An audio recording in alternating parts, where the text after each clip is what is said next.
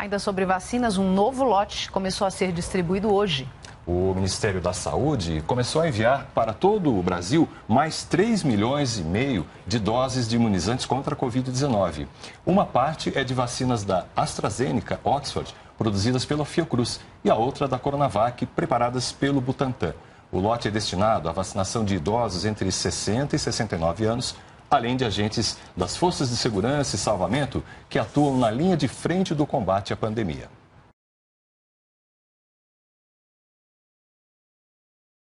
Now let's start getting into more details. Here we go. There's still a rise in cases. Countries had to try and lock down, mask mandates and so on. But we all had the hope that vaccines would come and break the cycle. This is where clearly now, from your expertise, you seem to have a different thought about how we should have been thinking about vaccines then and even now. What is your perspective? Well, my perspective was and still is that if you go to war, you better make sure that you have the right weapon. And the weapon in itself can be an excellent weapon, and that is what I'm saying really about the current vaccines. I mean, it's just brilliant people who have been making these vaccines in no time and with regulatory approval and everything. So the weapon in itself is excellent. The question is this the right weapon for the kind of war that is going on right now? And there my answer is definitely no. Because these are prophylactic vaccines, and prophylactic vaccines should typically not be administered to people who are exposed to high infectious pressure. So don't forget, we are administering this vaccine in the heat of a pandemic. So in other words, while we are preparing our weapons, we are fully attacked by the virus. The virus is everywhere. So that is a very different scenario from using such vaccines in a setting where the vaccinee is barely or not exposed to the virus. And I'm saying this because if you have a high infectious pressure, it's so easy for the virus to jump from one person to the other. So if your immune response, however, is just mounting, as we see right now with a number of people who get a first dose. They get a first dose, the antibodies are not fully mature, or titers are maybe not very high, so their immune response is suboptimal. But they are in the midst of this war. While they are mounting an immune response, they are fully attacked by the virus. And every single time, I mean, this is textbook knowledge, every single time you have an immune response that is suboptimal, in the presence of an infection, in the presence of a virus that infects that person, you are at risk for immune escape. So that means that the virus can escape the immune response. And that is why I'm saying that these vaccines, I mean, in their own right, are of course excellent. But to use them in the midst of a pandemic and do mass vaccination, because then you provide within a very short period of time the population with high antibody titers, so the virus comes under enormous pressure.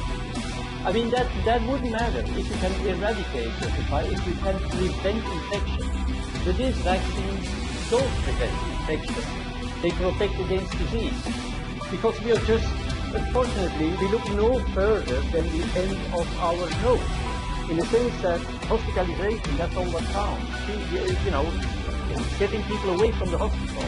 But in the meantime, we are not realizing that we give all the time during this pandemic, by our intervention, the opportunity to escape to the immune system.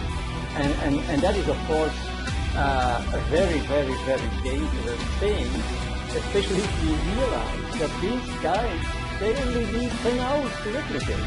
So we think that by making new vaccines, a new vaccine now against the new infectious strain, we are going to catch up. It's impossible to catch up. I mean, the virus is not going to wait till we have those vaccines ready. I mean, this thing continues.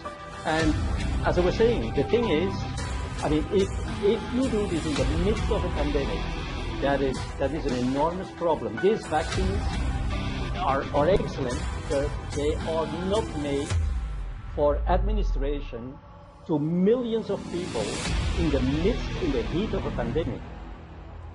I hope that all of you will go back when we get done with this and go back and watch just that section. There's so much to get out of that. But let's make it clear.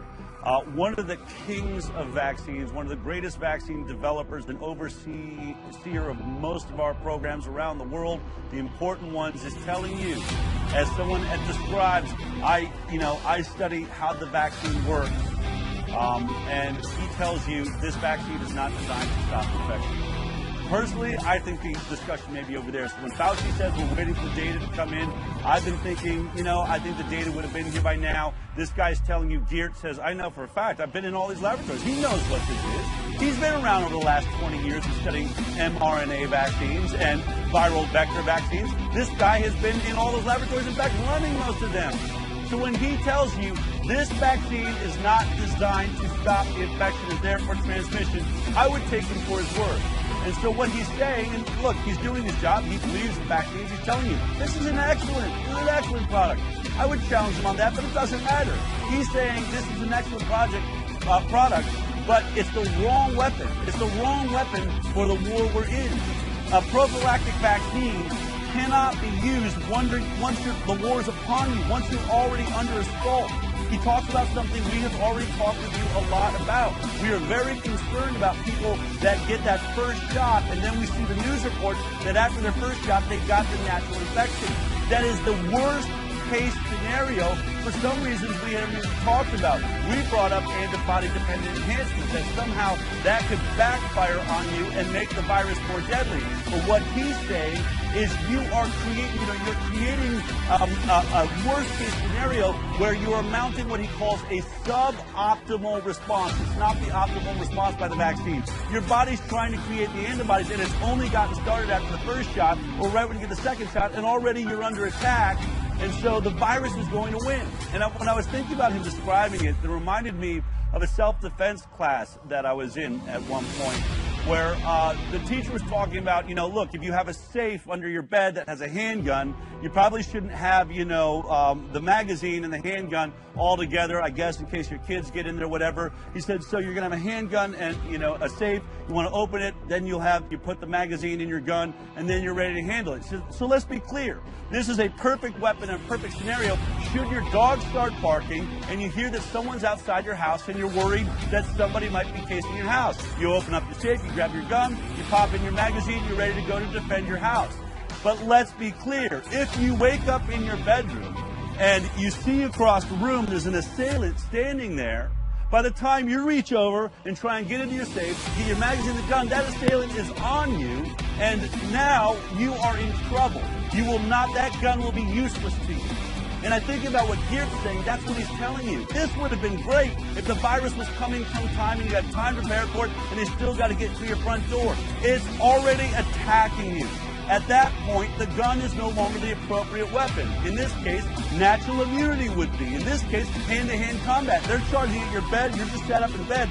You got to jump up and handle that person with your hands as best you can. That's your best case scenario. It doesn't matter that you have a perfectly designed weapon that could do something. It can't do it under this scenario. It will be just developing. You'll just be loading this gun. You'll just be developing antibodies, and you will be caught by surprise. And that is the worst case scenario. And now we're teaching the virus how to get around this vaccine. It's now learning because it's not a full mounted defense. And now it's understanding how the vaccine is working, and it's going to start creating other problems, which he's going to get deeper into. And then when we think about those people like, well, I mean, it stops the variants or the whole discussion. He says something that I found so shocking. He says, you must understand, this virus mutates within 10 hours. So if somebody's having a suboptimal response, it is going to mutate around that suboptimal response and become stronger and more powerful within 10 hours. And so he's saying, we're trying to catch up with that. We're going to, in this race, what are we going to keep making vaccines for all the variants as they appear? Or as Eugenio very well put out, if you're making a third shot, doesn't that mean you're not trusting 2 shots is going to work? You're darn right. This guy's telling you they're not going to work. But it's not going to be a third shot or a fourth shot. This tweet came to mind. Look at this tweet. This is this guy. Figure below shows thousands of COVID mutations so far. Each point denotes a mutation. Now stop panicking every time you hear of a new mutation with a country or city brand name. Look at all of those dots, folks. This is the reality. Thousands. This thing mutates like crazy. We have thousands. Are we going to take that many vaccines to handle all the variants? This is the wrong weapon for the wrong war. It couldn't be better said, but he's going to get into some really, really stark details. Take a look at this.